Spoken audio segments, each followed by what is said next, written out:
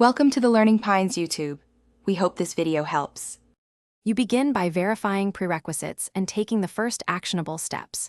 Install Vscode and the Microsoft MS SQL extension now because the extension provides the connection tooling. If you host SQL Server locally, enable TCP/IP and confirm the port, typically 1433, so Vscode can reach it.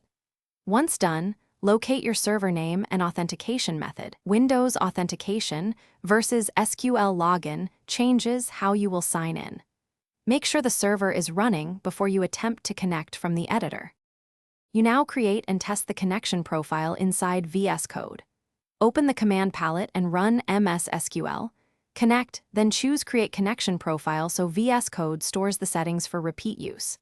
Enter the server name, optionally the database, select your authentication type, and provide credentials. Saving avoids retyping.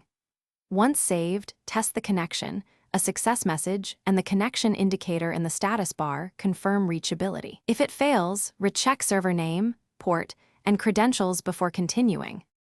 You finish by executing queries and handling the last issues.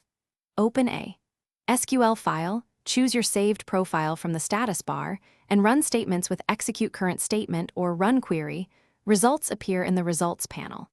If you cannot connect, check firewall rules, confirm TCP/IP and port, and consult SQL Server error logs to diagnose authentication or network errors. One key troubleshooting tip: temporarily disable host firewall to test connectivity. If that resolves it, add a specific. Thanks for watching. Consider subscribing if we helped you.